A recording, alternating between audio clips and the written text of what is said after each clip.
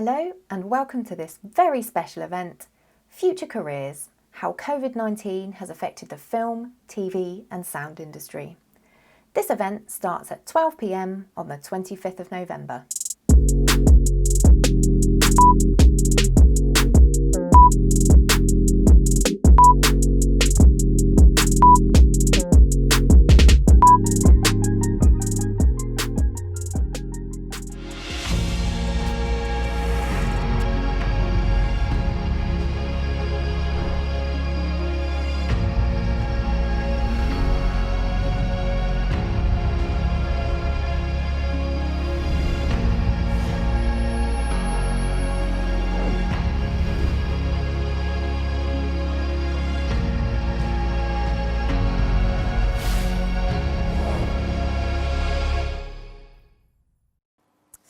So we're here today at Event Production Services streaming facility.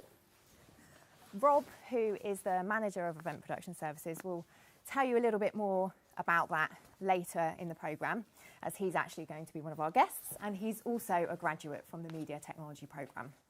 We'll just take a little peek in the gallery there so you can see what's going on. But we will be making a behind-the-scenes video as well, so you can take a little look at how we put this together. So we've got guests from all over the media technology industry. We're going to start off by looking into broadcast. So we've got a tour of an outside broadcasting truck, and we've also got a guest who's been working on Formula One throughout the pandemic. We'll then move on to film and distribution and see how COVID has affected that part of the industry. And then we'll move on to audio, particularly networking and the acoustic side of things. And then finally, we'll finish up with Carrie from the RISE mentoring scheme, who's done a lovely panel with some of the ladies that have been through that scheme. And then we've got our Q&A for you. And if you've got any questions that you want to pose to our panel, then do pop them on the YouTube comments, and we'll be having time for that at the end of the programme. So we've got a very tight schedule for you today, lots of guests, lots to get on with. So we'll jump straight into our interview with Rob, who owns this facility at Event Production Services. And he's got several of our alumni working with him as well.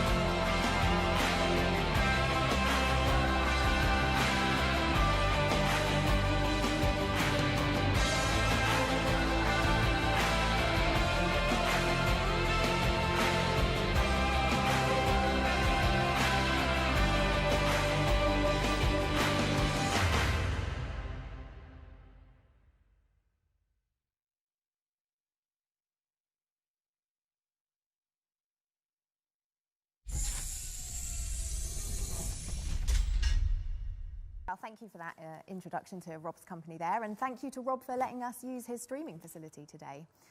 So, Rob, could you tell us a little bit about your journey to the point of owning Event Production Services, and also how COVID has affected your part of the industry?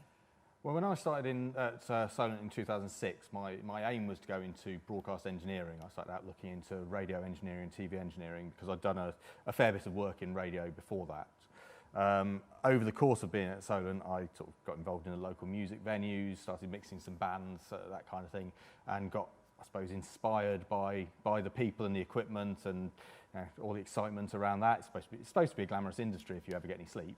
I just got known for having some equipment, and it was never really my target to own a business, but moved on from there. Went into doing a bit of touring, live sound engineering with a few acts, and bought more equipment, and somehow ended up with a warehouse stock full of sound, lighting, staging, everything to do with live events.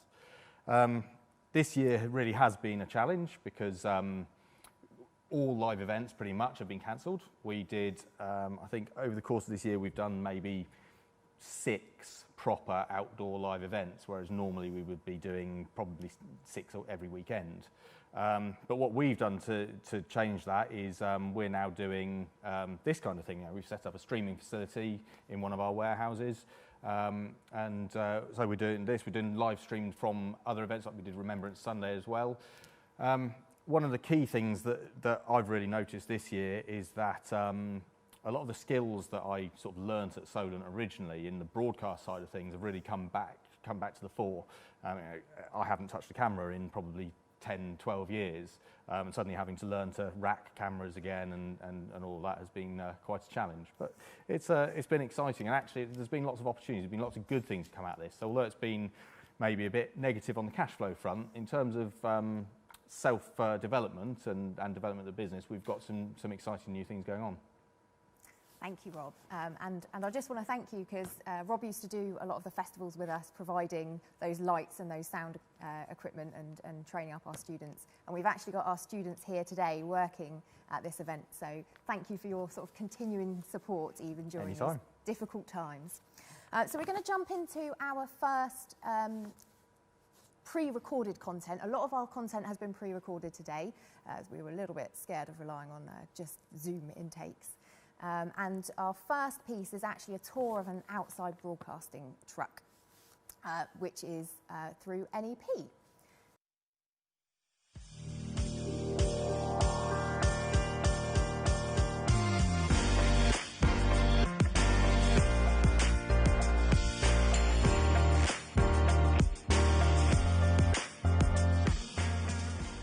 I'm Chris Cannon. I'm a Director of Technical Operations at NEP.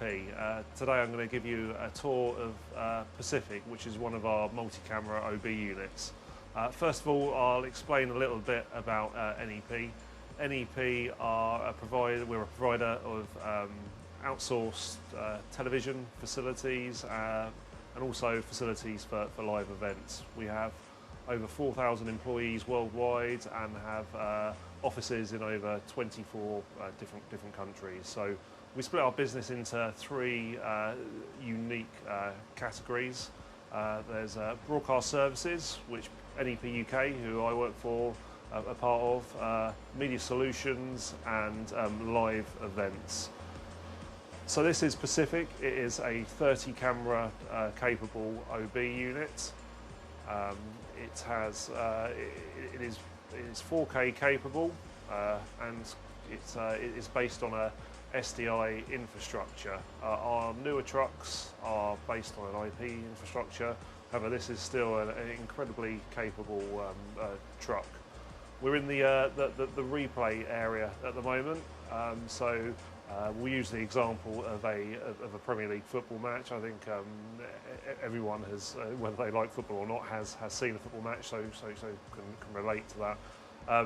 In the replay area, we would usually have up to 14 what we call EVS operators, and they're operating hard disk recorders that have captured the action during the match. So, for example, if there's a foul or a goal, you'll see you generally see a replay. So when the director will cut to the replay, so you can see the action again, either at normal speed or in slow motion at multiple angles. It's usually it's quite a vibrant area, very busy. Each operator wants their the shots that they have to go to air. So it's there's a lot of shouting as they try and get the attention of the director to put their shots to line. You'll see that we've, due to COVID-19, we've had to think about how we about people's safety. So we've installed perspex screens to separate people out. However, we do need to still try and maintain at least a metre social distance between individuals, even with perspex screens in place. So it has significantly reduced the number of people we can get in this truck. So I'll come on to it shortly, but we've had to look at different ways to have a similar number of people inputted into the live TV production. Over here is essentially the engine room, I guess, to the truck, where all the technical facilities are. So we have a large SDI router over 1,000 squared, so 1,000 video inputs, 1,000 video outputs. It also takes in audio, manipulates it, adds it onto video. We say it embeds it onto video and strips it off as well, and can distribute it where it needs to go. As well as various devices to time video, audio signals, plus there's quite a large network infrastructure in there as well for communication between all the devices and the outside world. I'll just go through to vision next. So this is the vision area, and this is where the cameras are shaded from. So the camera operator will pan, tilt, zoom, focus the camera, following directions from the director. We then have engineers in the truck here who look at the shading and the exposure. You'll notice there's a number of control panels built into the desk that are called RCPs, and they have controls to adjust exposure and colour of the camera, plus various other parameters. It's quite an art trying to make 30 cameras all look the same and not look objectionable to the eye when you cut between them. We also have on the other wall there is various test equipment, so the engineers can make sure that the quality of the signal is up to scratch, that there's not going to be any issues with transportation. As well as varying other bits of hardware. We have the EVS units, which are the hard disks that are used for replay. CCUs, which are the near end of the camera channels that power the camera channels on the end of the cable and such like.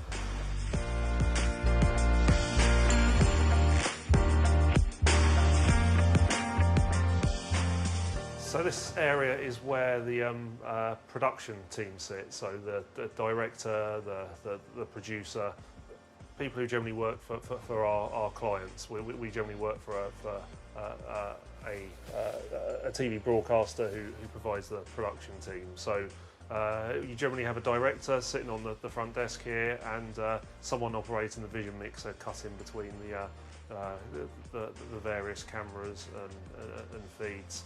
At the back of the truck, at the two desks here, you would usually have graphics operators, so the people operating the machine that shows you the score and the names of the football players, plus a producer who's looking at the overall content of the show and making sure that the show is as they like it.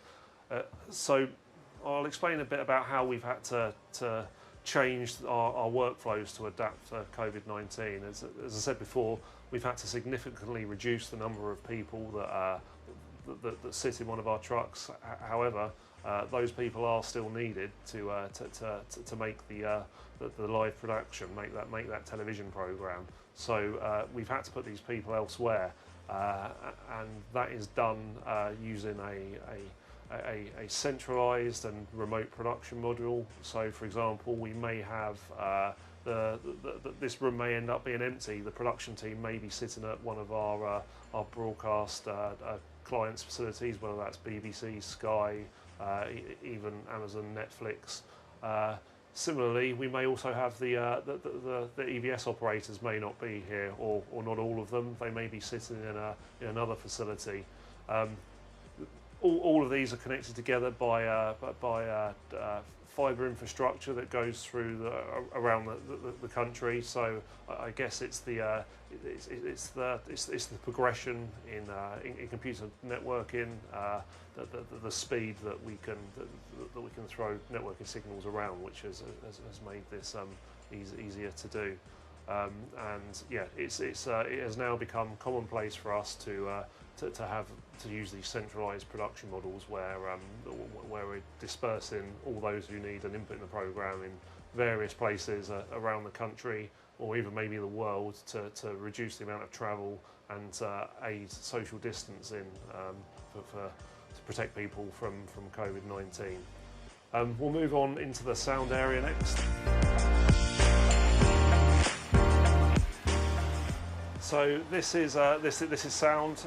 We usually separate out the two disciplines of vision and sound and have different engineers, having a vision engineer who looks after the picture element, and then a sound engineer who looks after the audio element. Obviously, those two signals are joined together before they leave us and hit people's TVs. I'm joined here by my colleague Neville Hooper, who is our Deputy Head of Sound, who's going to explain a little bit about how the virtual crowd effects work on that have been, you've probably seen, put over the top of various sports, including football and rugby. Over to you now. Thanks, Chris. Well, just to wind back a bit, as Chris said, this is the sound area. So this sound area is fully capable of producing stereo, 5.1 and Dolby Atmos audio simultaneously from the single console. So when we designed these trucks, we decided to make a move forward from some of the older generations of trucks where there was a lot of equipment in front of the supervisor that was unnecessary but is required to make the program. And you'll see in here now we've got more space, we've managed to separate it. So all we have in the sound area in front of the guy mixing the show is his console, an audio playback device, and then picture and sound monitoring necessary for making the show. And then all of the technical equipment is at the back of the room. So that's basically the sound layout. This console is a Calric audio console, manufactured in the UK. A lot of our clients specify these consoles. They're broadcast friendly, they're built for broadcast. So they have a lot of separate outputs, auxiliary outputs, multi-track outputs, as well as having multiple main outputs. And they also produce all the different variants of that same output. So your main one output is available in mono, stereo, 5.1, or as we say, you can tie outputs together to create a Atmos 5.1+4 sound output. So that basically summarizes the kind of what the truck is capable of. Just to go back to what Chris was saying, with COVID and no fans in the crowd, it was felt that an empty stadium just wouldn't be the same viewing experience, although you can, I believe, watch the matches with just the stadium sound. But Sky are also now producing, as are many other broadcasters, augmented effects, so they're adding additional crowding to enhance the viewing experience. Now, talking about Sky for a long time had worked with EA Sports, giving them audio content from live Premiership matches that they would then take away and use to bring into their FIFA, whichever year it is, their FIFA game, so that the audio that you hear in FIFA is recorded live at Premiership matches. So because that content was available, once restart happened and there were Premier League matches with no fans, Sky approached EA Sports and said, all this audio we've given you, can we use some of it to create some audio packages to enhance the sound of the matches? And that is effectively what they're doing. Now, I don't actually have that audio here or that system. Sky themselves are using Ableton.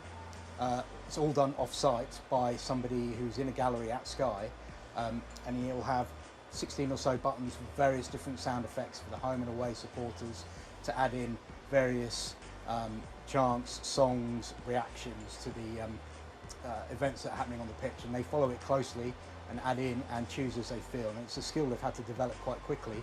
I think so far there's only been one incidence of them playing the goal crowd effect when it wasn't a goal, but I think they managed to recover by putting a near miss on the end of it.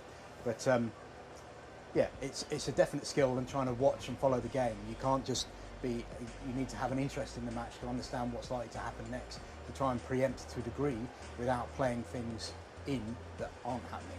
So, and I should say that the output, there is still the sound of the stadium, and then the augmented is just added on top of it.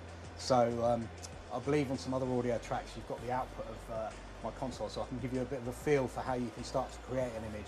So at the moment there's just a crowd loop running, so that's the sound of the crowd in the stadium, and you can start to play in various different extra effects. So, you know, say there's a foul or something, you might get something a bit like this, or, you know, if something went a bit close but didn't quite go in, you'd get a nice near miss like that. Or, you know, if it was actually finally a goal, you get that. Or maybe if all else fails, you might get something. There's a nice goal cheer. Or if it all went wrong, you might get something like this, just like my work that I've just done. A bit more like that. Thank you, Nev. That was really interesting. I hope this has been interesting. A quick tour of our OB unit Pacific. Sorry, something we couldn't do in person, but unfortunately, it's the way of the world at the moment. I hope you enjoy the rest of your day. Thank you.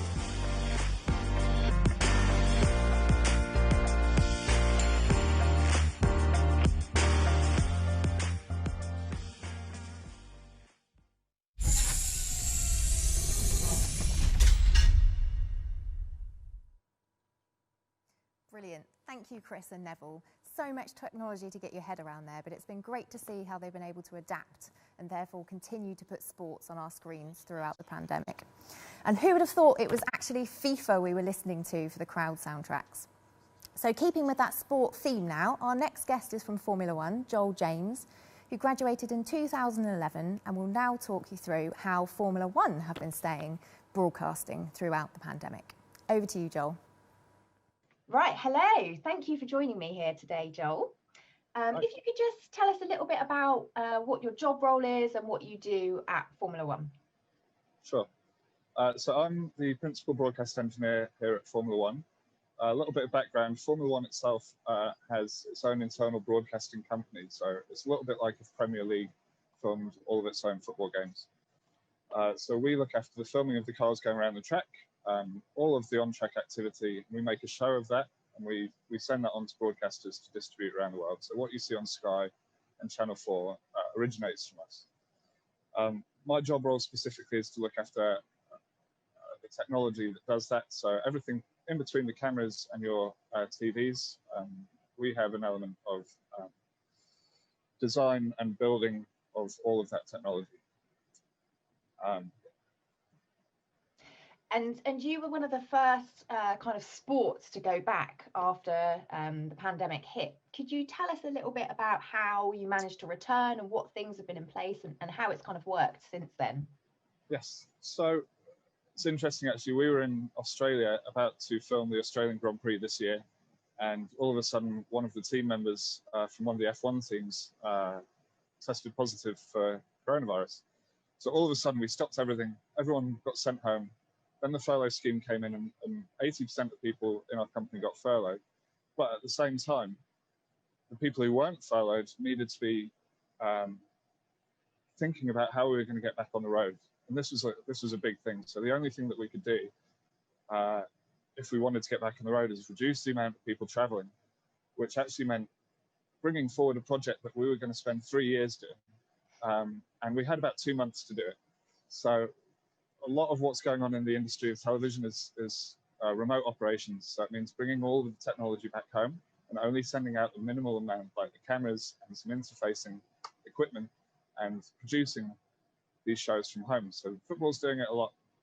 And we had a 3-year plan, and that had to be accelerated down to 2 months. So we were very, very busy in May redesigning our entire system. You know, a lot of people were at home putting their feet up, and we were busy thinking, how are we going to possibly be able to do this? And so we set up a little plan, which was to use a broadcast truck for the first few races. And after that, we had about our entire system we brought back to the UK, but we built a smaller version of our system to send out to races, and that started in Belgium, so in August. And from then on, we sort of split all the crew up. So most of the people now work from London, but we still have quite a big crew going out to make sure that everything on the track side is working. So the way that we split it up is that we have two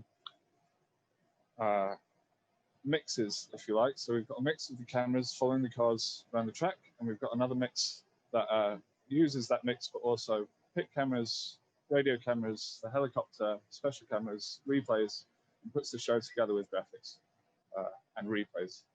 So all of that replay, all of that second mix stays in the UK, but all the track goes out to the circuit, and that gets condensed into one outgoing feed that comes back to the UK as one track mix. So in that way, we can save a lot of transmission bandwidth, which means we can have high resolution cameras for the most part, but we were still able to operate during COVID because we were sending a minimal amount of people out on the road to achieve pretty much the same result as we were doing before. Excellent. Do you think that that will be something that stays for the future? Is that how you're going to work? And how has that affected sort of employment and things? Because I think sometimes people are a little bit concerned that it means that less people are needed, there'll be less jobs available in this part of the industry. Yeah, absolutely. I've heard that before, and I can say that nothing's further from the truth. The truth of the matter is that we have a full operation here in the UK, pretty much, and so we've had to fully staff that, plus what we've sent out on the road. So it's actually been a huge increase in the demand for staff, and we haven't been able to employ anyone at the moment because of reasons beyond our control. But it meant that we've brought in a lot of contractors and a lot of freelancers, and eventually that'll turn into full-time jobs to people. The industry as a whole, in terms of remote productions, doesn't mean that there'll be fewer jobs. It means that there'll be more jobs.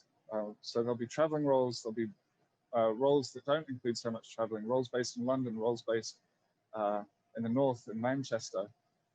So really, it's more flexible now. You've got the option to not travel so much if you want to, or the option to travel the world is still available. As always with TV, if you asked somebody in my position 10 years ago, they'd say it's a great time to get into broadcast. There's so much going on, but there's always so much going on. There's always the next thing going on. You think when HD TVs came out, we were going from SD to HD, and then we were going HD to 4K. You've got 4K streams. We're 4K.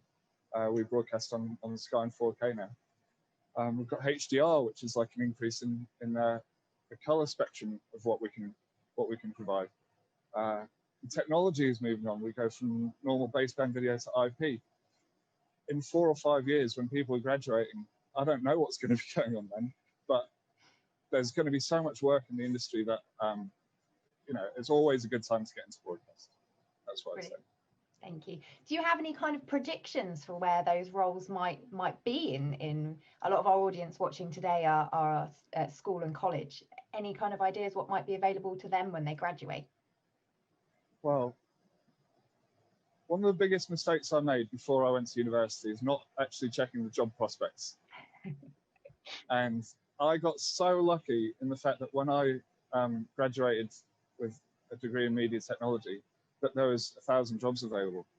And those jobs vary. You could be based in London or in Manchester. There's like flexibility of where you can work now is brilliant because the BBC set up studios near Manchester. Channel 4's moving out of London. There's so many different places and so many different roles within the industry at each job. Job prospects are great. Yeah. Good. Sounds like a good industry to join then. It's a brilliant industry to join. Thank you so much for joining us today. Any final pieces of advice for our potential future broadcast engineers? Go into it with an open mind. Learn as much as you can. The course is great. It'll teach you everything you need to know to get into the industry.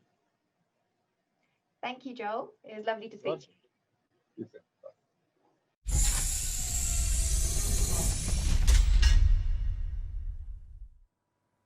I really enjoyed this interview, and I have to say I actually kept asking Joel questions for about another 20 minutes after he'd stopped recording.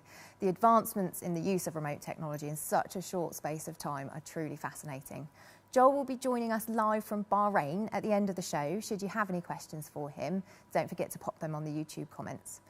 Moving away from sports now, we've got Rich Welsh coming up next, who actually had the epiphany during this interview that he'd been working in the film and broadcasting industry for 20 years. He's going to talk through the advances in technology that he's seen throughout his career and what he predicts the future career options might be. Over to Rich. Hi, so if you could just tell me a little bit about your job role now, and then how the kind of technology's progressed up to the point of the job role that you do now.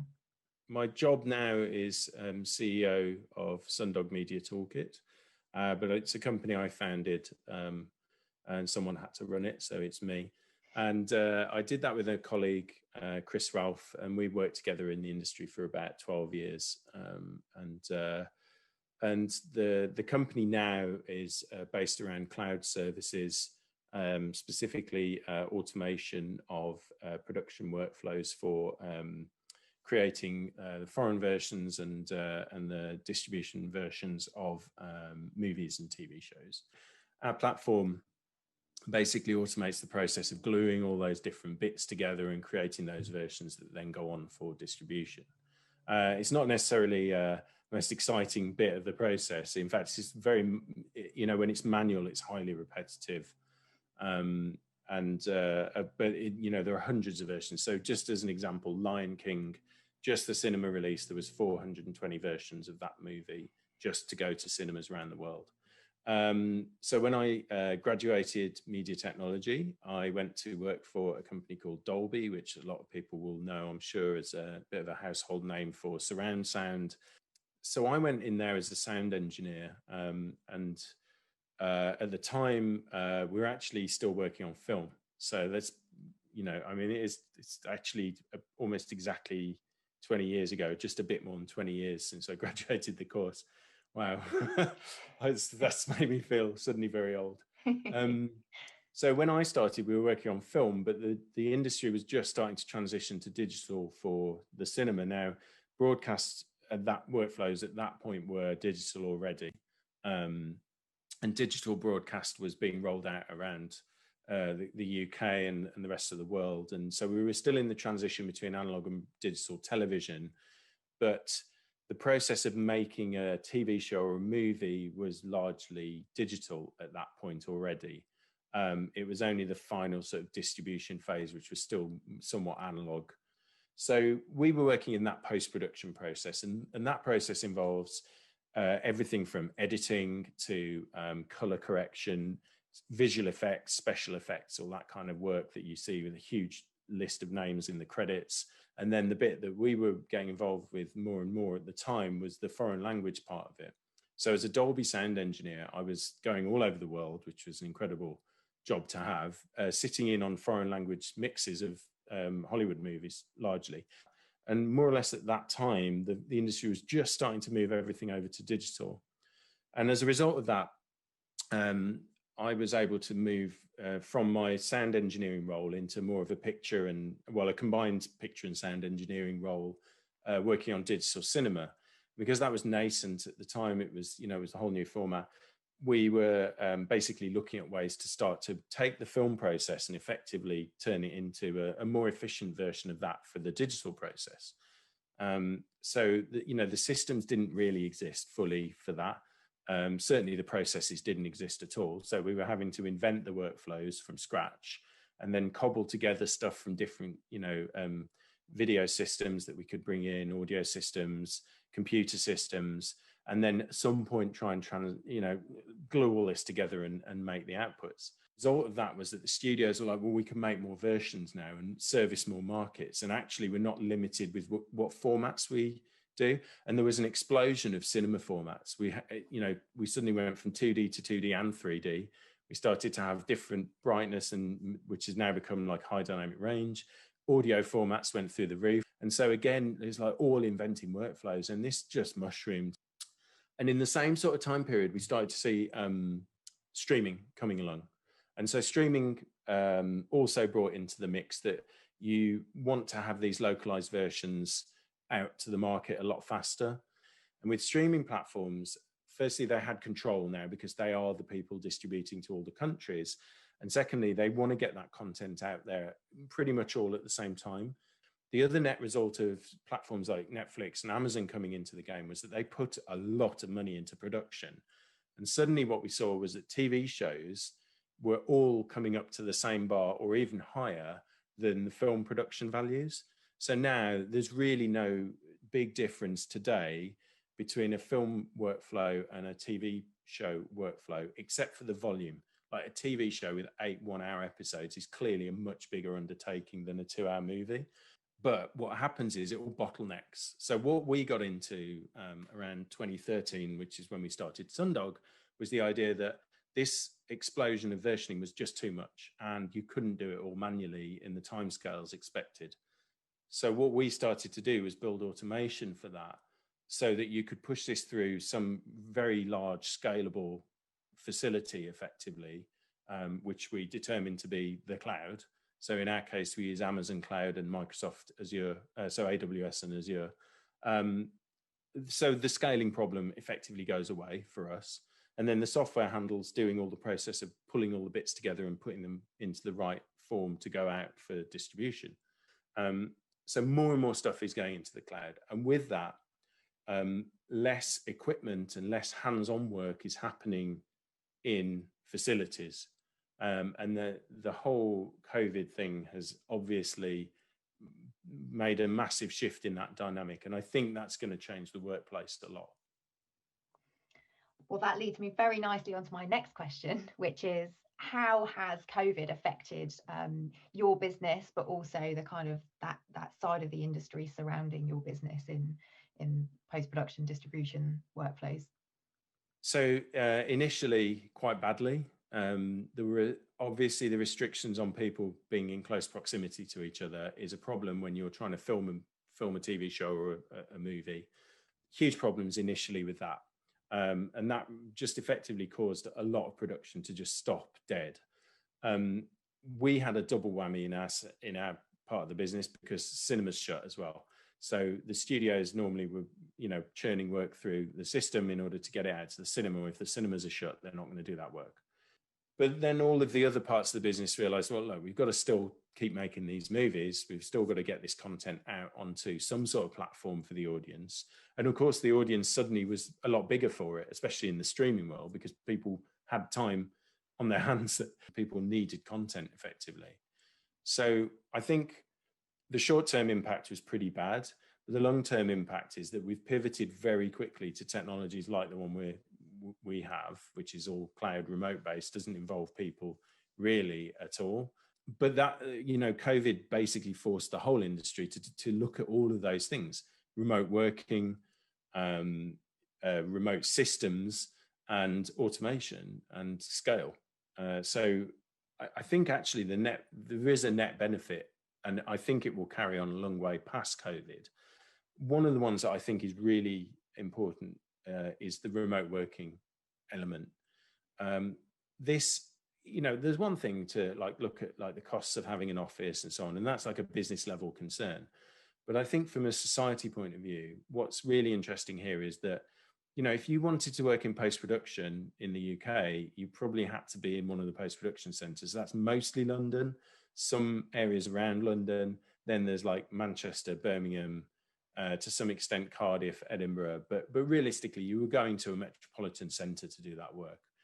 That precludes people from different socio-economic backgrounds from actually being able to access those jobs. If you can really do those jobs remotely and you can sustain that, actually that opens those jobs up to so many more people, and it stops those barriers from being an issue, even accessibility as well. And I honestly believe that could be a real force for good in our industry. The enforced idea of remote working now suddenly opens up these opportunities to have a much more diverse workforce. And I'm hoping that we grab hold of that as an industry. So kind of leading on from that then, you've talked about how you think kind of how working itself might change in the future. Our audience today, a lot of them are studying at the moment at school and college level. What are your kind of predictions for what sort of job roles might be available to them at the kind of times that they would be graduating? You know, based on your experience of all that technology change that you've had throughout your career, can you think of any things that might change and therefore might change roles for them in the future? Now, in terms of what we'll see, I mean, I've seen so many changes in formats over 20 years, and I find it crazy to even think that I've been doing it for 20 years. But, you know, we went from literally film to like fully digital streaming. They're even talking about streaming into cinemas now and having like dynamic movies that can be changed like on the fly and things like that. Consumer technology will move on very quickly to holographic for sure. Again, more sort of immersive sound. And we're getting better at having immersive sound without even needing like separate speakers around the place. There's something called the MSG Sphere being built. It's Madison Square Garden's experience sphere being built in Las Vegas now, and they're going to do another one in London actually. So I think there's going to be a lot of work going to be done in like effectively like augmented and virtual reality type world, where you can put people into an immersive space, and you've got to create that immersive space in the first place. So I think the creative roles will get more complex in terms of like, you don't go out and shoot with a single camera, you'll be shooting with, you know, these array cameras and all this kind of stuff, and you have to really think about that. There's going to be loads of advances in set design, that kind of thing. So we've already seen it with The Mandalorian. They have completely virtual LED sets, so the big LED walls that surround them that actually move the set with the camera, and they're in shot now, so you can be on a certain planet at sunset all day long and just keep shooting sunset scenes until you've got what you need. So all this technology is moving forward. Gaming engines, massive. Gaming brings so much to the media industry exactly in all these spaces. So it brings interactivity, it brings the ability to create environments and move around them and on the fly. You know, the next generation of gaming will be totally photoreal. You will not be able to tell the difference between the real world and what you experience in the game from a kind of visual point of view. So I think the creative roles will just be stepping up to deal with all these new amazing formats. And then there's a whole thing about AI replacing human roles. But I think realistically in the near future, in the next 5, 10, 15 years, it's not going to be replacing those creative, uniquely human tasks. It's going to be replacing those narrow tasks that are boring. Again, it's like just an extension of automation as far as I can see. I think you've perfectly kind of summarised how your experiences with the changes of technology that you've seen are just going to continue to advance as technology grows, and like you say, automation comes in and takes away those repetitive jobs. So no, that was really interesting. Thank you very much. No problem.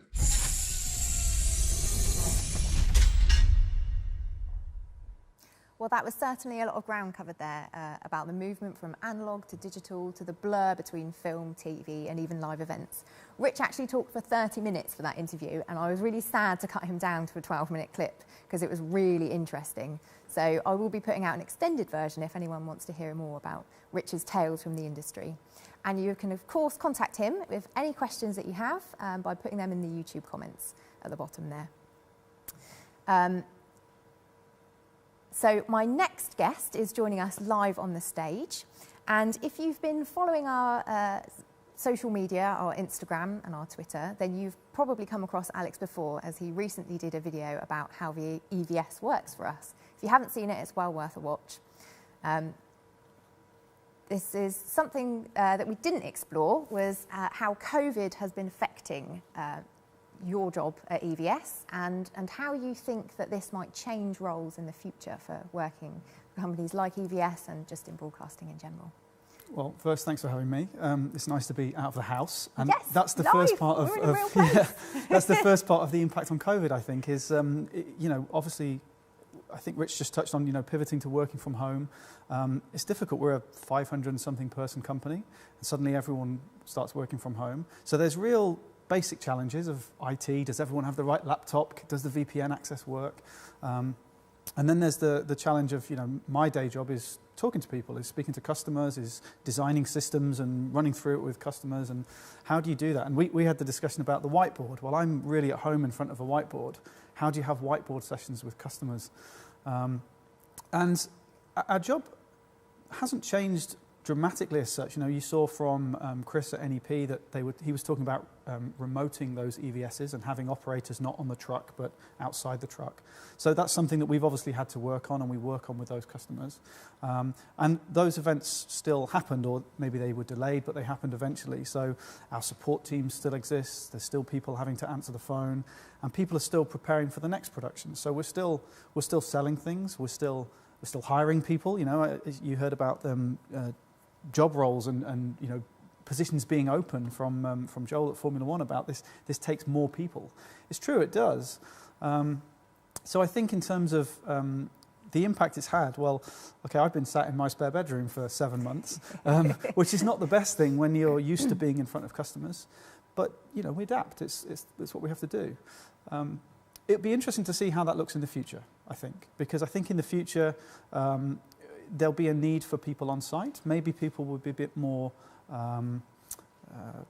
they'll think a bit more about who needs to be on site, and maybe, but for technical roles, you need to get your hands on things. As much as you do stuff remotely, you need to press buttons, you need to configure things. So I think if you're coming out of university in a technical position, I think that the need to be on site, the need to be present will definitely still be there in technical roles. But perhaps slightly adapted, where you've got people in different locations, yes, opening up that expanse of how things are done. I think perhaps less time on site, doing the initial groundwork, and then more time perhaps remote, connected in and configuring stuff is probably going to be the way forward. We've started seeing that already, where previously it might be 10 days on site. Now it's 4 days or 5 days on site and 5 days remote, because once the basics are done, I would say like software configuration is quite easy to do remotely. When you're plugging things in and making a camera talk to a server and plugging it into a router and so on, you kind of need to plug things in, and you can't configure a network, you can't configure a switch remotely, you have to configure it once on site so that you can access it remotely. So it's those kind of things, basically. What would be your kind of top tips then for someone who is at that point where they were deciding what career they might want to have? With your knowledge about how technology is changing and things are adapting? It's a tough one. I think my top tips were, when I left Solent, I wanted to work in something that was emerging, I would say quite young. So actually, like, streaming is still quite young, it's quite new technology. This idea of, there's broadcast technology, which is often high-end and very expensive, but we see a lot of the technology that is used in streaming is quite readily available, or the amount of movies that get shot on DSLRs, on consumer accessible stuff. So I think position yourself well. I think learn the technology that you can get your hands on, which might be anything from a small camera, that, an iPhone that shoots a movie, all the way through to a DSLR with a prime lens and all this, if you're into movies. If you're more into sort of the technical side, I would say I would go and try and pick something quite emerging and quite young, and position yourself well in that market. Brilliant. Thank you, Alex, and thank you for joining us here on the stage. Thank you for having me. And if you haven't watched Alex's video, do go and watch that. It's on our Instagram. Thank you very much. Thanks.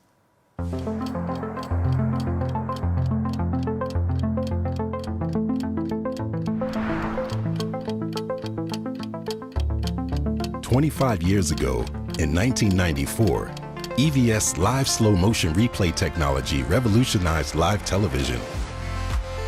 Born from humble beginnings, EVS soon became a key player in the broadcast industry, expanding its footprint all over the world, developing a wide range of products and solutions that are shaping the future of live video production, and helping create the most immersive experience for millions of viewers worldwide. Our journey is one of disruption, development and expansion, connection and innovation. A journey that has transformed the live experience for the best. We would like to say thank you to all those who've contributed to this success. To our clients and partners, thank you for trusting us and being part of this journey. And to our people, Thank you for your dedication and for embodying the values and the culture of EVS.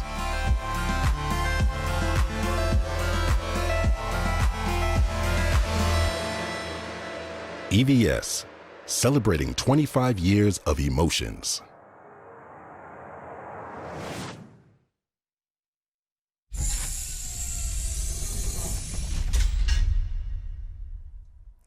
We're going to move towards the audio side of the industry now, and looking particularly at audio using networking technologies. My next guest is Lisa, who's been working in audio manufacturing since she graduated, and she's going to talk about the use of computing and networking technology within the audio side of the industry.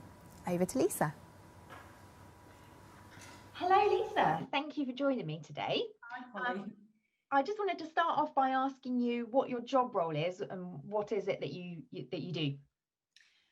So my job is I do technical support for Audinate, who make Dante.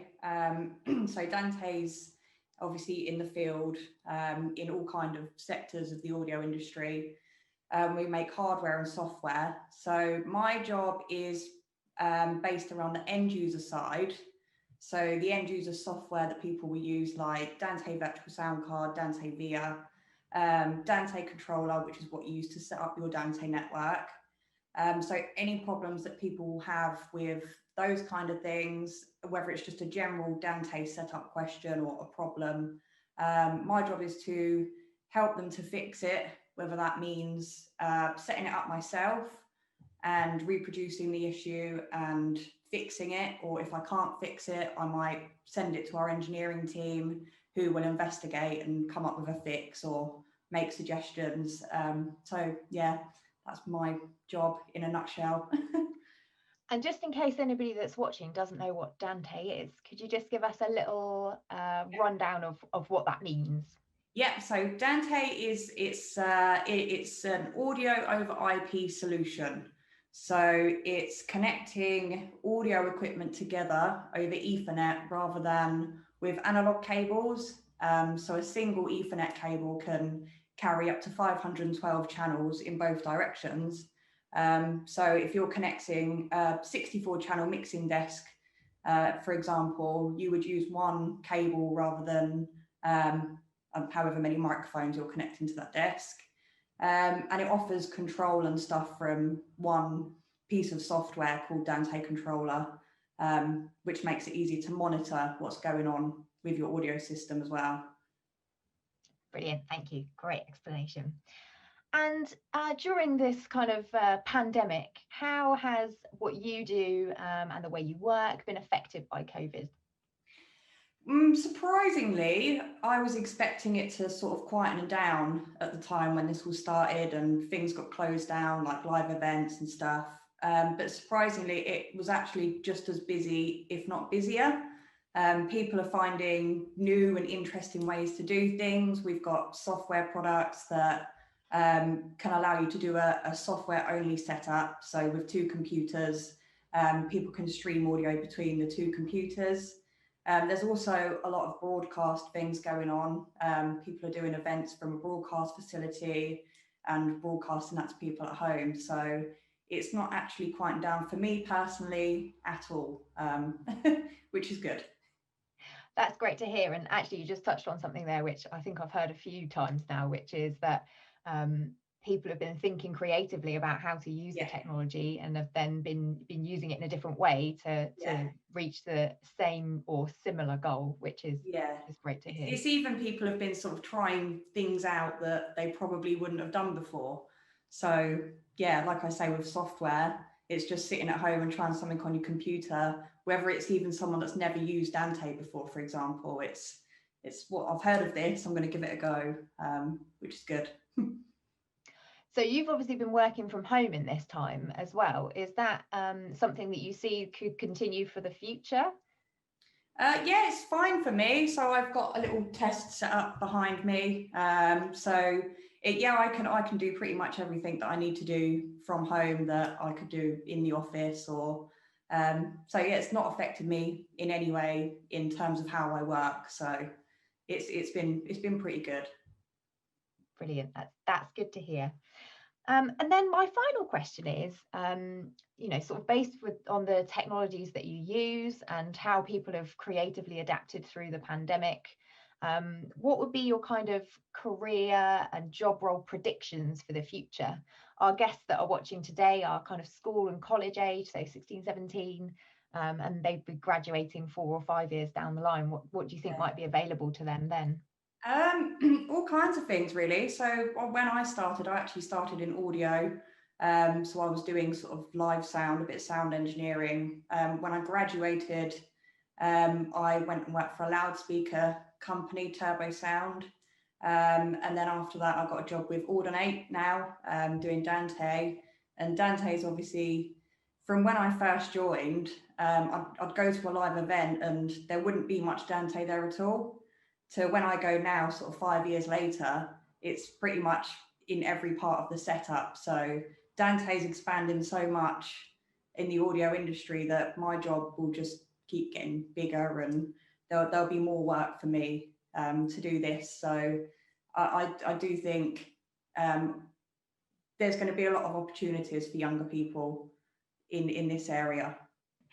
That's great. That's kind of what I was expecting you to say, and it's nice to hear that confirmed. Is there any piece of advice you would give to any of our viewers today at all? Just explore stuff. Go out there. I mean, I got myself into audio because I loved going to events, live events, but I was more interested in what was going on backstage. So it's pay attention to things. When you go to a festival, when you go to a concert, look at what's going on the stage when you've got people doing changeovers and stuff. And there's a lot of interesting jobs out there that you probably never would have heard of. So yeah, keep your eyes open. Thank you, Lisa, and thank you for joining us today. Thanks, Polly.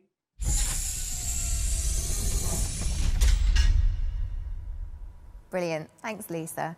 It was lovely to catch up with her, as I hadn't spoken to her for a few years until we bumped into each other at something that was primarily a broadcast conference. But typically, because of the crossover between broadcast and audio and all of these things, we were both at the same place. So our next guest was actually in Lisa's class, but Matt pursued the more acoustic side of the audio industry. And he's going to talk through how, again, pursuing contacts he'd made whilst on the course allowed him to delve into some different kind of topics. And as with many of our graduates, where he's ended up wasn't quite where he expected to be. So over to Matt. Hi, Matt. Thank you for joining me here today. So if we could just start off by talking about your kind of career journey, what degree you did, and then where you are now. Yeah, no problem. So I started off as a mature student, actually, coming onto the live and studio sound at Solent back in, seems like a long time ago now, about 10 years ago or so, I guess. My sort of aims at that point was really to kind of go into the live sound environment or you know, like a mixing environment. However, sort of doing that course and that sort of journey through that particular degree, there's so many different areas that it opens up. So I started doing some volunteer work for an acoustic company called Vanguardia, doing the live event noise management side of things, which then opened up other prospects in doing, while still at uni, working on the HS2 project, doing surveys and things like that, and just sort of piquing interest in other areas. So certainly had a studio acoustic element to it, but just that interest of things just kind of opened up and sort of made me aware of so many other areas that I wasn't previously aware of. So whilst, you know, doing the live sound, doing the pre-recorded stuff, doing, you know, broadcast was all good and interesting, actually I found that the acoustic aspect of, you know, regardless of how small it was within the course, was just a really good grounding and just gave me a good basis to be able to sort of formulate a path of where I wanted to go, if you like. And where have you ended up now? Where are you working at the moment? So I'm currently not technically in acoustics, but in noise. I'm a noise and nuisance enforcement officer for Kensington and Chelsea Council. So we get get quite a varied range of complaints about all sorts of things, building work, especially at the moment, and things like kitchen extract stuff. But a lot of parties, through COVID at the moment as well, we've had lots of block parties and sort of various issues that we've been working with the police in. And yeah, it's just kind of, it's again, it's a different kind of strain to where I originally saw myself going, and a different career path sort of entirely in a way. But yeah, it's all linked, and it's actually interesting to see the effects of noise, sound, acoustics, and the way that it can affect people negatively through the complaints and through the experiences they have, basically. So it's quite a good all-round kind of grounding that I'm sort of getting, really. Yeah, I bet it is a really interesting role, actually. And you kind of touched on it a little bit there, but how have you seen COVID kind of affect your role and acoustics generally? So sort of previous to this, I was working in consultancy. So obviously, a lot of people I know, a lot of friends that I've got have had a real negative impact from COVID in the live event industry, and from working at Vanguardia, I know a lot of promoters, a lot of people in the technology industry within live sound and video, and it's obviously hit them really hard, to the point that they're protesting, and there's sort of big issues around funding and job security in the future. From my point of view, I kind of came out of that almost at the right time, really, because going into local authority, it's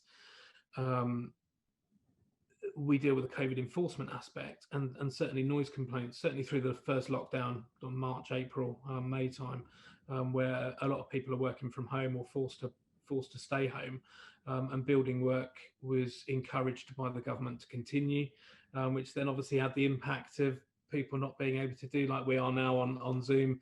They can't do their Zoom calls, they can't have meetings because they've got a building site next door. And also from a noise point of view, from music and parties and things like that, clubs being closed resulted in issues surrounding Airbnb properties where people would rent them out for, effectively nightclubs. So we're having to enforce against that and take action on that side of things with the police, not just from a COVID aspect, but just from a wrecking people's properties and having massive parties that are spilling out into the street, and just trying to really make everyone see the importance of the lockdown and trying to minimise the spread of the virus through various enforcement measures that we have. So certainly from my point of view, COVID has been sort of an interesting thing to try and deal with, because it's just opened up so many other issues that we didn't have previously.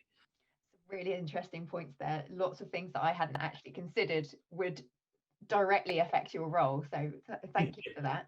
And then finally, what are your kind of predictions for careers in the future? So a lot of the people watching today are studying at school and college. So sort of 4 or 5 years time, where might the job roles be in the acoustic side of things at that point in time, do you think? I think they're only going to increase. So when you look at where we are now with COVID, obviously there's going to be pretty much a whole year where people haven't been able to go out and enjoy themselves and really make the most of live music, which also then means there's a backlog of tours and concerts. So from that side of things, probably for the next 2 or 3 years, certainly there's going to be an influx of people wanting to get out there and tour, which then hopefully then opens up live music to a lot more people, which then builds the industry even further. And although it's quite bleak at the moment, hopefully it will rebound and people will have confidence in going to events.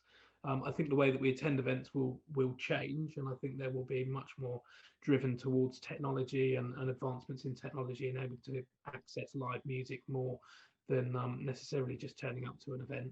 But whether that be streaming stuff online a lot more, if capacities need to be limited and things like that.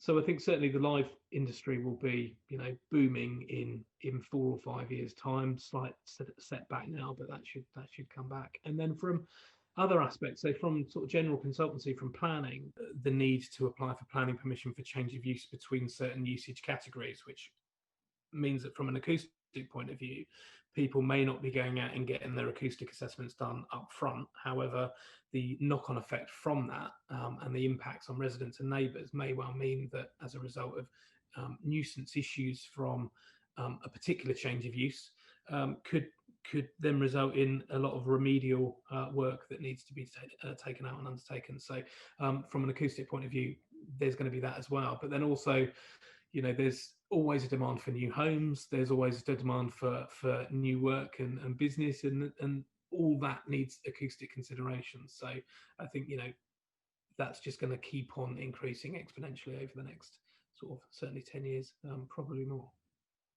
Brilliant. Thank you, Matt. And thank you for joining us today to talk a little bit about a few things that I hadn't even considered. So hopefully some food for thought for our viewers at home as well. Absolute pleasure. Thanks very much.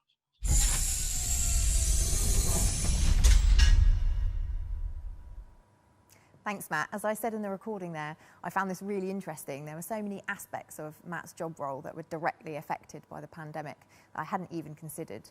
He also makes a really great point there about the influx of events that are going to be coming, a really fascinating side to how this will go kind of moving forward. So before I introduce my last segment, I just wanted to remind you that you can ask questions for our panel. They'll be joining us again at the end via Zoom, if you just pop them in the YouTube comments. So my last segment then, it's a really special one. It includes alumni from our course, as have all the other segments. Everybody that's been speaking today is a graduate from the course. It's going to be introduced by Carrie Wootton, who runs RISE, which is a mentoring programme for women in broadcasting. The technical side of the media industry is generally short of people. There are more jobs than there are people, as many of these people have said today. And as a result of this, there's a big issue around just diversity in the workforce. So this is something that really does need to be addressed, and it's also why I'm here today talking to you about career options that may be available to you in the future of media technology. So we'll hand over to Carrie now, who's got our panel of ladies for you. Hi, good afternoon and welcome. My name is Carrie Wootton and I'm the Managing Director of RISE, and I'm absolutely delighted to be chairing this session with 4 brilliant women from Solent University. I'd like to welcome Shannon Haddock, who is the Media Coordinator of the Olympic Channel, Nicola Parr, who is a Design Engineer from Arqiva, Hannah Davey, who's a Project Engineer at Cerebus, Emily Bergen, who is the Associate Broadcast Support Engineer at Sky. So welcome, ladies. It's brilliant to see you all this afternoon. I'm going to kick off and say, start with a really simple first question. So how did you feel when you graduated from Solent and when you entered the industry? What were your feelings about entering the sector? Shannon, maybe we'll start with you. Yeah, I think I'm one of the oldies here. So it's quite a few years ago now, maybe 5 or 6 years ago. But it was quite scary. But when we left uni, it gave you an impression that there was so much out there and there was a real gap in the market for people like us coming through with all the technologies and stuff. So it was exciting. I mean, it took me a while. It didn't take me a while. I got a job pretty quickly, but it took a lot of job applications to find the right one. But yeah, just exciting. It's exciting to feel like you're starting your career. Yeah, awesome. Emily, how about you? Yeah, pretty similarly. I kind of ended up applying to quite a few different roles in different jobs, and I spoke to my lecturer at the time, and I was like, look, like I'm graduating, is there any events, is there any networking I can do? And she was like, come to this and this, and yeah, I kind of found that, I mean, after a few job applications, it was kind of up to me to decide where I wanted to go, which was really lovely, because it's a bit of a nice thing to be able to decide, you know, between a few jobs. You kind of just got to take what you were given sometimes in graduate roles. But yeah, I found that I was, you know, my degree had made me very qualified, and yeah, I was pretty sought after in a way. Yeah, awesome. That's really good to hear. Hannah, how about you? What were your feelings when you left uni and were looking at new jobs? So I actually did an internship, and I remember the feeling when I was going for that. I took a year out, and that was very nerve-wracking. But I'd already planned what I wanted to do. And I worked at Evertz Microsystems, and I stayed employed throughout my 3rd year. So I didn't really have to think about where I was going after uni. Okay. And then my current company, Cerberus, they pretty much offered me an interview on poster day. So I went along to the interview and I just kind of moved along. So when I left uni, I didn't really have that worry, but I'd had that previously, if that made sense. Yeah, you'd already been through it and gone through that process. But I did find that there was a fair amount out there, and there's such a wide variety of jobs that, you know, you never know where you want to go. You just kind of end up where you belong. Yeah, the kind of natural path kind of attracts you. Nicola, how about you when you left Solent? Yeah, I would echo what the other three said as well. When I left the industry, I was quite optimistic and quite excited to be starting my future.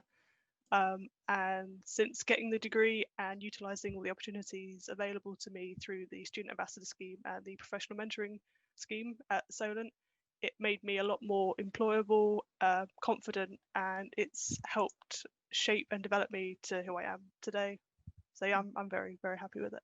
You're amazing. That's really brilliant to hear. And what about support since you've left university? Have you and do you receive support from university? And maybe from Solent, but also from other sources. And what does that look like? Emily, maybe we'll start with you on that question. Yeah, I mean, I've been fortunate enough that I haven't necessarily needed that much support, but I've always known, I mean, we still have like the Solent Tech Facebook page, and if there's any, for example, like when my department now have job openings, I'm able to advertise it like through that page, and I have a very good relationship with my old lecturers, and they're the nicest people you'll meet.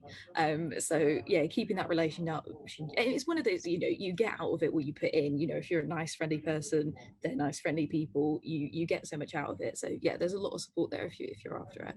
Yeah. And then Nicola, how about you? Once I started with Arqiva, I was supported through the graduate scheme, which offered training such as presentation skills, coaching skills, leadership skills, and they will help me professionally, and I can take those skills with me to new opportunities. Yeah, support's coming in all sorts of different ways, isn't it? And I think that's what the message we want to get across.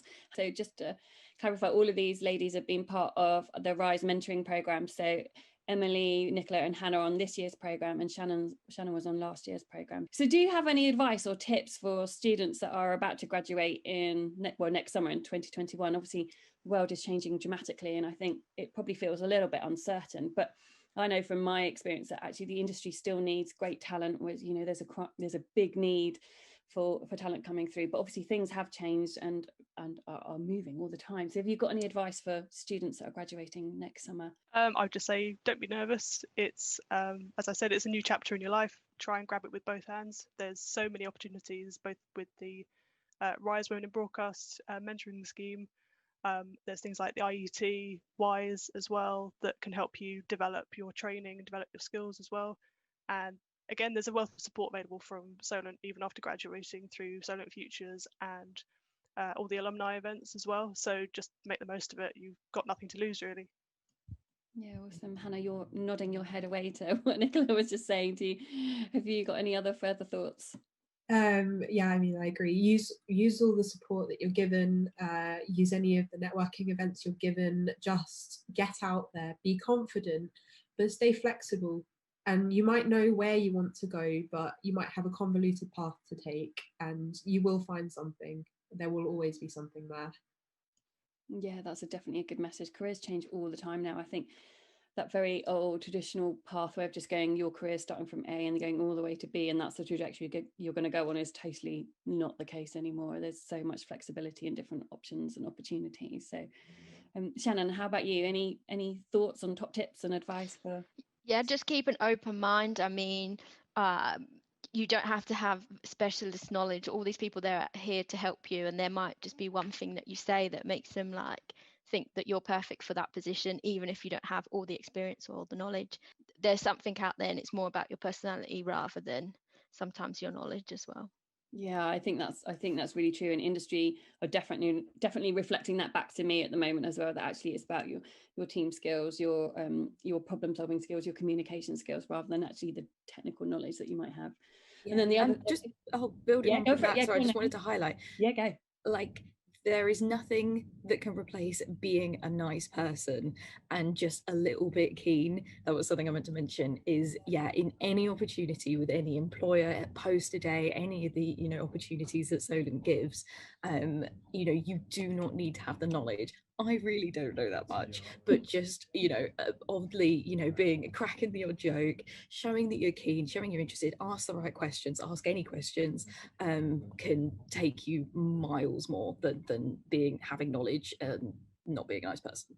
Awesome. So I've just got one more question, and it's a really simple one. What's the best thing about working in this industry? What is the thing that makes you get excited to get up every day and probably work from home at the moment? Shannon, let's start with you on that. Just the opportunities that it gives you that you're not expecting, or ones that, you know, can potentially change your life and change your perspective. I think it's really humbling, the people that you meet and where you end up. You know, if someone said to me the day I left uni you'd be working for the Olympics, I'd have been like, nah, you're lying, come on. But you don't know where you're going to go, and sometimes you surprise yourself, to just be open to everything and say yes to everything, especially in terms of jobs and careers. Yeah, totally. And we should say that Olympic job that you got last year, that kind of came about really quickly, didn't it? And you jetted off to Madrid like within a couple of weeks. So yeah, absolutely. I think grasping opportunities and those opportunities coming up is brilliant. For me, it's the people. I quite like broadcast engineers. I think they're funny. I think they're nice to be around. And especially, you know, little networks like Rise, for example, because, you know, I'm the only girl on my floor, which is fine. But then it's these little like chats and like talking to other women in the industry. It gives it a sense of like, there is that sense of like community, and you're not on your own. And like, especially, you know, the conversations we have in our WhatsApp chat, like, I'm concerned about this, or like, I'm nervous about this. And there is always support, and there is always somebody who is feeling or has felt the same way as you about something that you're nervous about work-wise, or whatever. So yeah, I like the people. That's really good, because there are multiple reasons why this industry is amazing to work in, and the opportunities and the travel and the people and the developing tech. Like, it is a brilliant place to work at the moment. Not just at the moment, but always, because everything is changing and evolving, and it's pretty dynamic and exciting. So well, thank you so much for all of your insights and tips and inspiration and advice. It's been lovely talking to you this afternoon. So thank you so much, and I will see you all soon. Thanks, bye. Carrie. Bye, bye.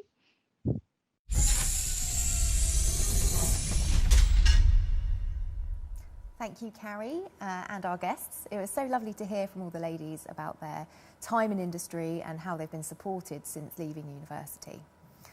Now, I'm delighted to invite back our panel via Zoom. We've got 10 minutes for questions now, and I've got some questions ready for them here. Because we were worried about overrunning today, we do have some content that we can add later on. So you can catch up on more of the segments that we haven't managed to squeeze in today a little bit later on. So we've been monitoring the questions that have been coming in via the stream. And hello, panel, thank you for joining us again. So particularly, I'm just going to particularly point out Joel, who is in Bahrain at the moment. Thanks, Joel. I'm actually going to come to you first for our first question. And that's kind of, you know, as you're in Bahrain, how has the travel side of things been affected during the pandemic, and how do you see travelling with things like Formula One going in the future? Hi, Polly. Yeah, it's been a really strange year, honestly. Most people aren't travelling, as you know, and also for work, you know, it's just not happening. So for us to be leaving every other week, getting on a plane, often a private plane, it's not as luxurious as you think, but charter flights and things like that, it's been a strange year to be traveling when other people aren't. And you know, the actual travel part of it is fine. Once we're at work, it seems okay, but we're under quite strict rules about testing regularly and staying in our own hotels and not going out. And so it has been a strange year compared to previous years, but actually the achievement of the team of getting back to racing has been amazing, monumental. So it's been a really big effort by everyone to get back to racing. Thank you. Yeah, I think it's seriously impressive what you have managed to achieve there, kind of pushing that project forward 3 years and doing it in several months. So, yeah, well done you. It's a lot of work. Yeah. Okay, so I'm going to come to Carrie next. aside from kind of academic subjects and technical content that people study at university, what other desirable attributes do you think that a graduate would need to have? Well, that's a really good question, and I think Emily actually mentioned it, didn't she, in her segment when I was chatting to her about just kind of being nice. But aside from that, I think it's, and it sounds really cliche, but it's so true, but things like passion, being really passionate about the industry and knowing a little bit about it as well. And if there's a particular company that you want to get into, then really kind of having looked at their content and what they're doing, what the technology they're utilising, the innovations that they might be doing. Working as a team, like wanting to work as part of a team, because no matter what job you're in, you will be communicating with other people. So I think, and that message is coming through to me a lot from industry at the moment, is around communication skills and having that ability to be able to work in a team and collaboration. You know, we've seen that like tenfold in the last 6 months because of COVID, that actually all of the broadcasters have been working more collaboratively together because of the nature of what's happened. So I think all of those skills are needed, and Emily's point is really valid. Being nice is always going to get you a long way. Yeah, I think that teamwork side is really important actually, because I think remote working makes it sometimes a lot harder to communicate with each other. I think Alex was saying this earlier. Talking to clients and things when everything is done online is really difficult, and I know certainly that teaching is quite difficult online. So making an effort with those team working skills is definitely something that's really important. So my next question is to Rich, which is we're kind of seeing a move in technology towards streaming directly new films to home. How do you think that's going to affect the cinema industry? What do you think is going to happen for cinema in the future? That's it's a good question. It's probably because it's so hard to answer, but I don't think cinema's going away. There's if you just look at the amount of revenue that studios normally make from cinema, moving to straight to streaming for them this year has not helped them get that revenue back. They're not making the same money that they would make if they released a movie into the cinema. So they will, the big studios for sure, and I think most filmmakers will want to get back into the cinema as soon as possible. So I think whenever this is post-COVID, it will start to pick back up, and I think the audience is there for that as well. What will change is that what has an impact directly of this idea of going straight to streaming is that different movies perform differently. And there's always been a bit of a kind of commercial block on sort of having a movie come out in the cinema, then you have to wait 6 months or 9 months or whatever, and then it comes out on a streaming platform. And the industry's been trying to figure out ways to collapse that without damaging the cinema industry directly. I think that's going to change. I think you will find that certain movies will probably launch simultaneously in cinema and on streaming. So the audience that wants to go to the cinema to see that will do so. Other movies, I mean, the really big blockbusters, I think you'll still see them come out in the cinema many months before they hit streaming platforms. But I think overall those windows will collapse. And so you'll be able to access the content faster in the way you want to. So yeah, I think that will be the change. But largely speaking, I think people will be going back to the cinema. And the studios will want to access that audience because it's premium for them. It's a premium experience for the audience, and it comes at a cost premium, which the studios, definitely want to monetize to pay for those really high budget movies. Thank you, Rich. Yeah, I think that's a really important point because that's certainly something we've been seeing over a few years anyway, isn't it, with the take-up of streaming services. So this was something that was already changing before the pandemic hit. Lisa, I'd like to go to you next, and just to see if you've got any kind of insight on what you think the festival side of things will be like. Do you think that if we get to have festivals this summer, is it going to be massive? How do you think people are going to go back to these events?